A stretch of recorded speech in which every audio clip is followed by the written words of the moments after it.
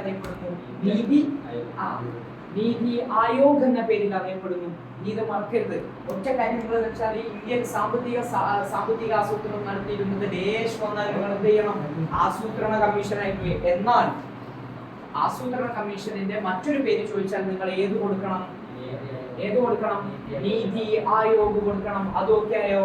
ഇനി നോക്കൂ, നമ്മൾ പോകുന്നത് ഭൂപരിഷ്കരണത്തിലേക്കാണ്. ഇത് പഠിച്ചില്ലേ? ഇത്ര ഭാഗം പഠിച്ചില്ലേ? ഇനി നോക്കൂ, ഭൂപരിഷ്കരണത്തിലേക്ക് നമ്മൾ പോകുമ്പോൾ ഭൂപരിധി ഏർപ്പെടുത്തി ഒരാൾക്ക് കൈവശം വെക്കാവുന്ന കൃഷിഭൂമി പരിധി നിശ്ചയിച്ചു. മനസ്സിലായോ? ഒരു കൃഷിക്കുള്ള ഭൂമിക്ക് എന്ത് ചെയ്തു? സർക്കാർ പരിധി നിശ്ചയിച്ചു കൊടുത്തു. ഇജെന്ത് ചെയ്യരുത്?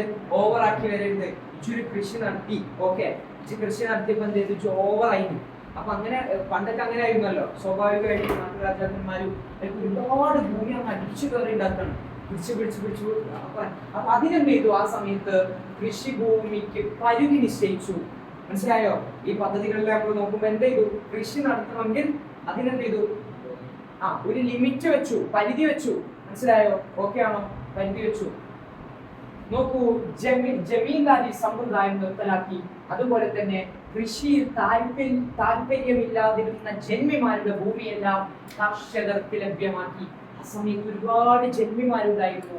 ആ ജന്മിമാരുടെ വളരെ എന്താ പറയാ, വളരെ മോശപ്പെട്ട ഒരു രീതിയായിരുന്നു. ഒരുപാട് പാവങ്ങളിൽ നിന്ന് അവരുടെ ഭൂമി വാങ്ങാം, എന്നിട്ട് അവിടെ ഒന്നും കൊടുക്കാതിരിക്കാം. അങ്ങനത്തെ അതിദാരുണമായ സംഭവങ്ങൾ ഉണ്ടായിട്ടുണ്ട്. ആ സമയത്ത് എന്ത് ചെയ്തു? നമ്മൾ പറഞ്ഞ പഞ്ചവത്സര പദ്ധതികളുടെ ഭാഗമായി എന്ത് സംഭവിച്ചു മക്കളെ? കൃഷിയിൽ താല്പര്യമില്ലാതിരുന്ന ജന്മിമാരുടെ ഭൂമിയെല്ലാം ആർക്കു നൽകി?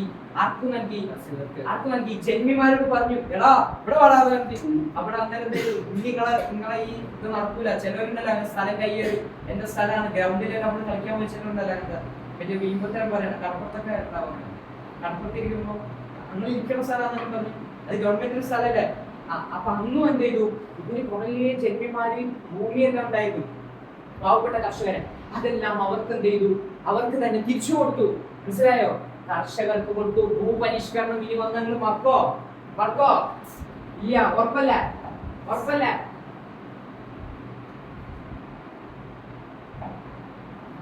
മറക്കോ?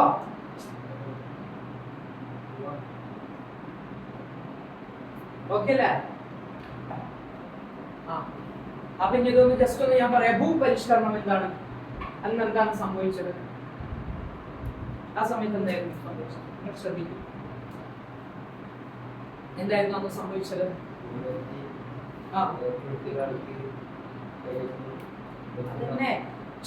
നിങ്ങൾ ഇങ്ങോട്ട് നോക്കി പറഞ്ഞോ. ഇങ്ങോട്ട് നോക്കേ.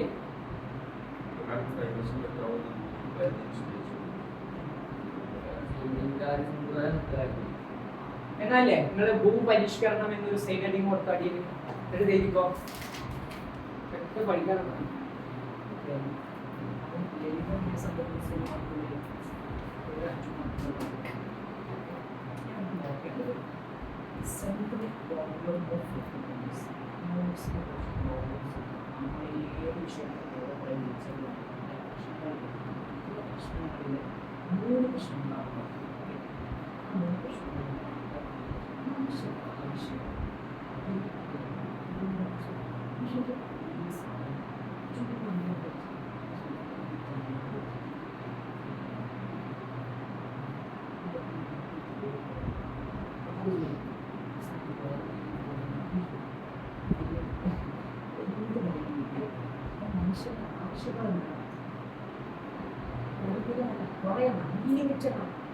അൺലിമിറ്റഡ് പോലെ മനുഷ്യന്റെ ആവശ്യം മൊത്തം അൺലിമിറ്റഡാണ്. ഓക്കെ, പക്ഷെ എന്താണ് വിഭവങ്ങൾ കുറച്ച് സ്വാഭാവികം മന്തിക്കടയിൽ പോയി മന്തി കഴിച്ചു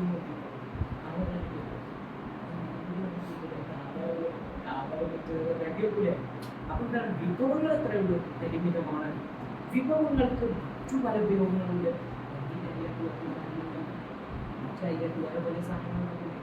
സെൻട്രൽ പ്രോബ്ലം ഓഫ് എക്കണോമി, സാമ്പത്തിക ശാസ്ത്രത്തിന്റെ പോരായ്മകൾ ചോദിച്ചാൽ മൂന്ന് കാരണങ്ങളാണ്. ഏതാണ്? മനുഷ്യന്റെ പക്ഷേ അപ്പം വിഭവങ്ങൾക്ക്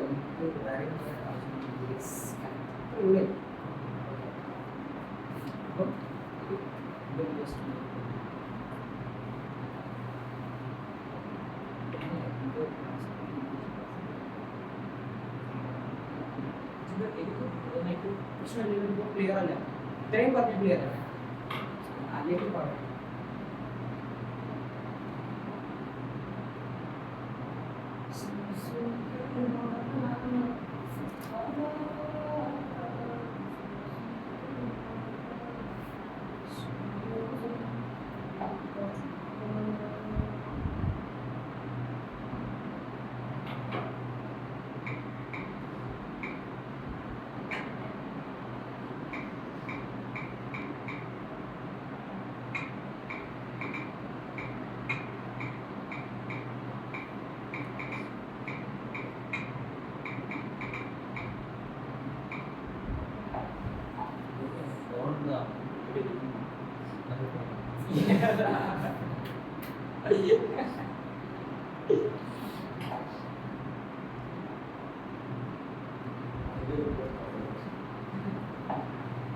നോക്കൂ, അപ്പൊ നമ്മളത് ഭൂപരിഷ്കരണം പറഞ്ഞു. ഭൂപരിഷ്കരണം എന്തായിരുന്നു? ഭൂപരിധി ഏർപ്പെടുത്തില്ല. ഭൂപരിധി എന്ന് വെച്ചാ ഒരാൾക്ക് ലിമിറ്റ് വെച്ചു. പറയടാ, എന്ത് ലിമിറ്റ് വെച്ചു? ആ, കർഷകരോട് എന്ത് പറഞ്ഞു? കൃഷിഭൂമിക്ക് ലിമിറ്റ് വെച്ചു പറയും.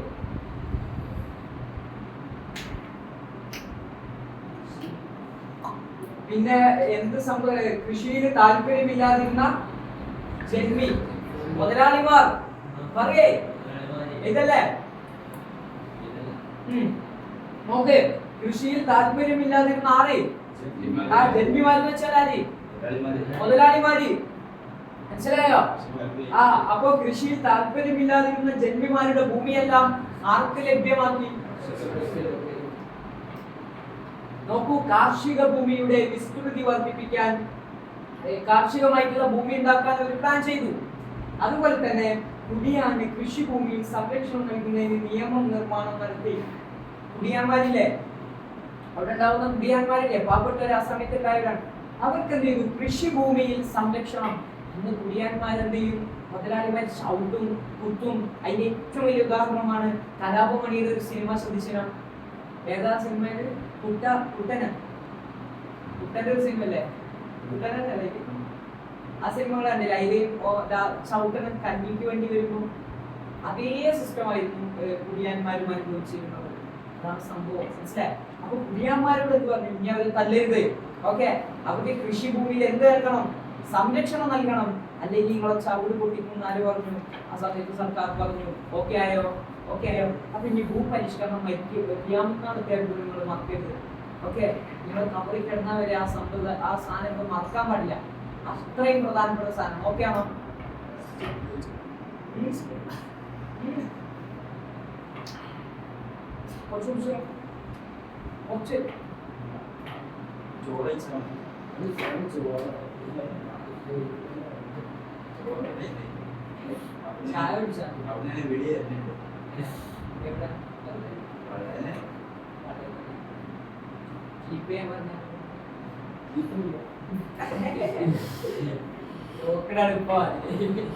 നോക്കൂ, അപ്പൊ നമ്മൾ ഭൂപരിഷ്കരണം പറഞ്ഞു. ഓക്കെ ആയോ?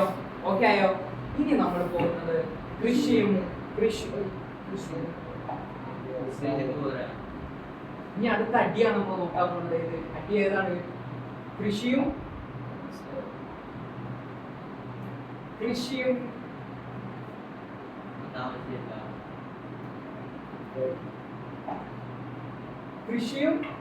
വ്യവസായവും.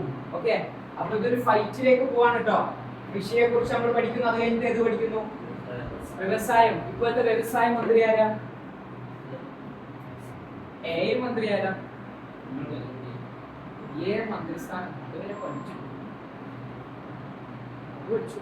അത് വ്യവസായ മന്ത്രി ആരാ? കുഞ്ഞാലിക്കുട്ടി. വ്യവസായ മന്ത്രി കുഞ്ഞാലിക്കുട്ടിയാണ്.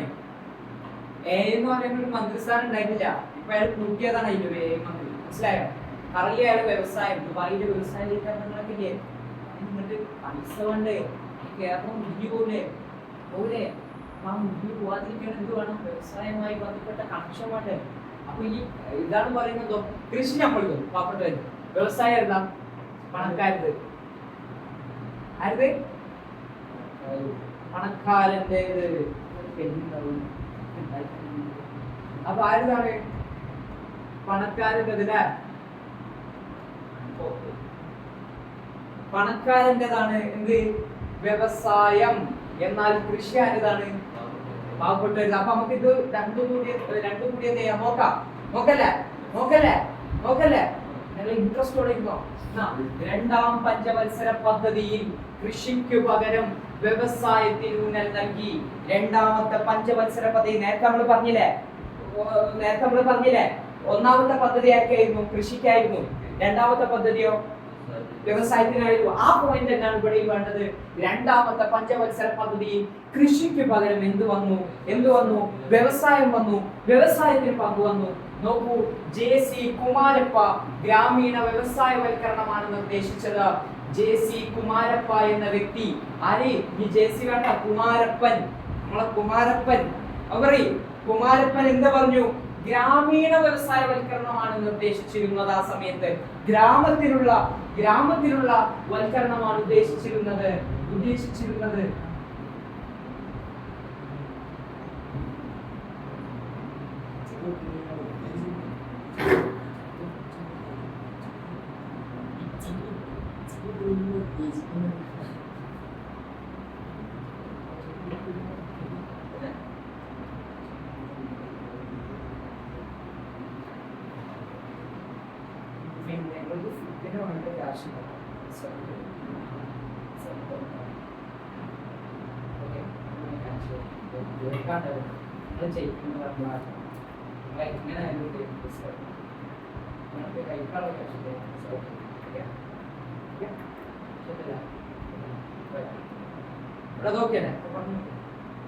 അപ്പോ രണ്ടാമത്തെ പഞ്ചവത്സര പദ്ധതിയിൽ കൃഷിക്ക് പകരം എന്ത് ചെയ്തു മക്കളെ? വ്യവസായം ഊന്നൽ നൽകി. വ്യവസായം ഊന്നൽ നൽകി. നോക്കൂ, JC കുമാരപ്പൻ ആ സമയത്ത് പറഞ്ഞത് എന്താണ്? ഗ്രാമീണ വ്യവസായവൽക്കരണമാണ്.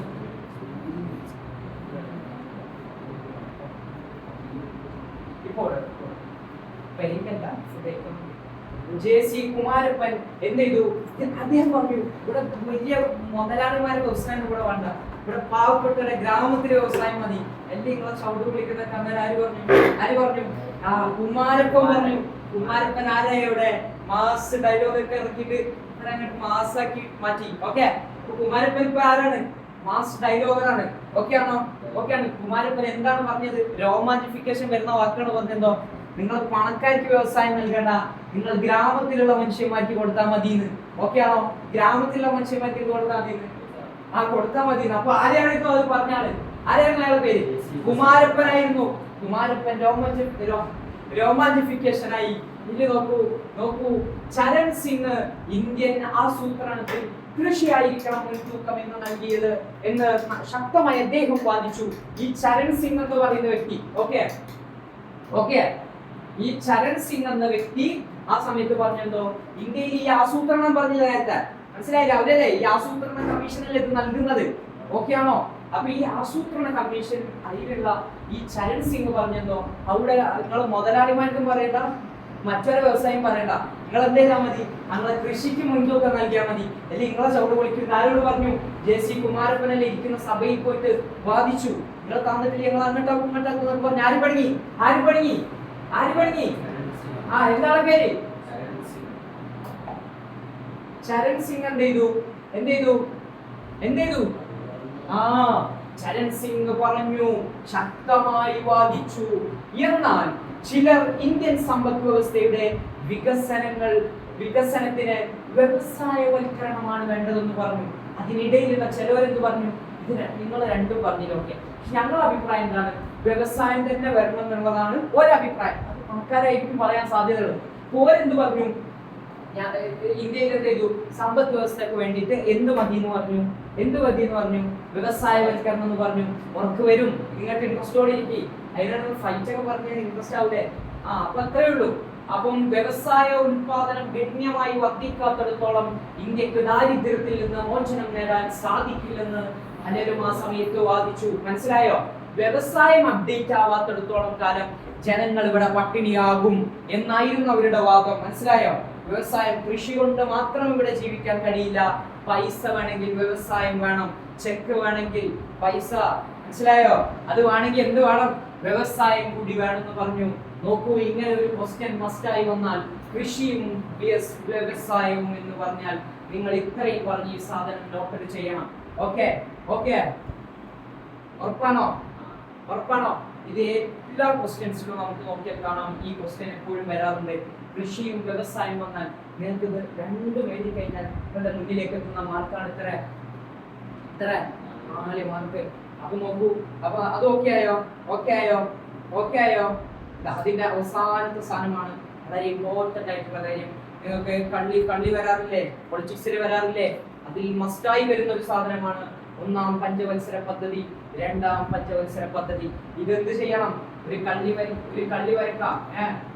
ഇങ്ങനെ ഒരു കള്ളി വരച്ചിട്ട് എന്ത് ചെയ്യാ? ഇങ്ങനെ വെക്കാം. എന്നിട്ട് എന്ത് ചെയ്താ? ആദ്യത്തെ ഇതാ അതെന്നായിരുന്നു?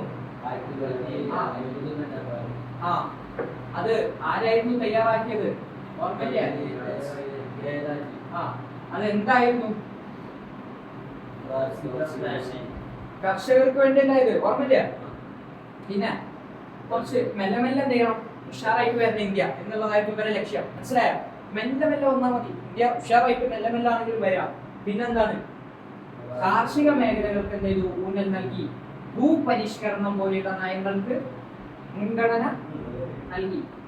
അതുപോലെ തന്നെ ഹിരാകുഡ്, ഈ സ്ഥലം മാത്രം പഠിച്ചാൽ ഹിരാകുഡ് പോലെയുള്ള വലിയ അണക്കെട്ടുകൾ ഇക്കാലത്ത് നിർമ്മാണം ഉണ്ടായി. അണക്കെട്ടുകൾ, ഡാമുകൾ എന്ത് ചെയ്തു? ഈ സമയത്ത് നിർമ്മാണം തുടങ്ങി. എന്താ? ഹിരാകുഡ്. എന്ത്? ഹിരാകുഡ് പറഞ്ഞ ഹിരാകുഡ് പോലെയുള്ള ഡാമുകൾക്ക് ഇത് തുടങ്ങി. ഇനി നോക്കൂ, നമ്മൾ ഇങ്ങോട്ട് പോയാൽ എന്താണ്? 2-ാമത്തെ പഞ്ചവത്സര പദ്ധതിയാണ്.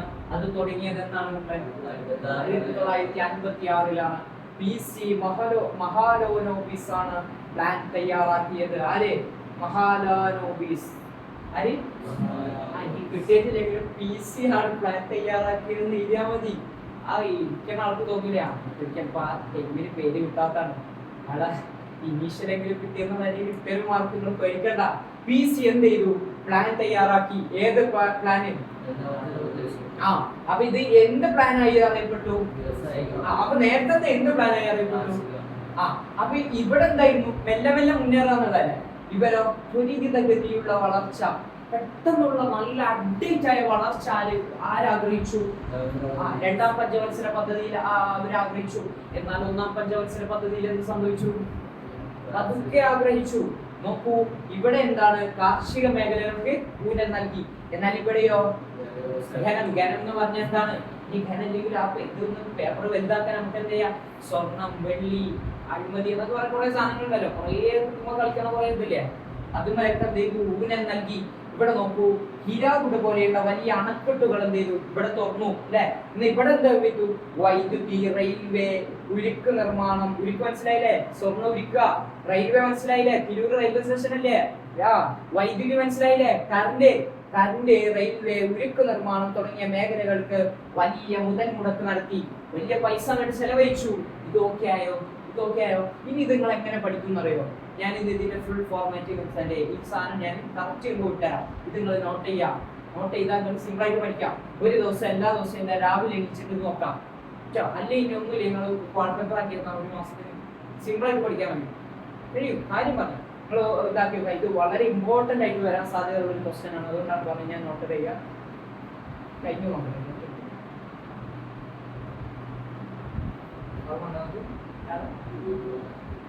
ഞാൻ പറഞ്ഞല്ലേ? ഇത് മുതലല്ല നമുക്ക് എടുത്താളൂ.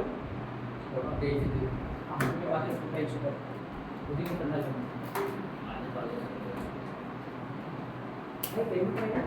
1:32, 2 മണി. ഓക്കെ അല്ലേ?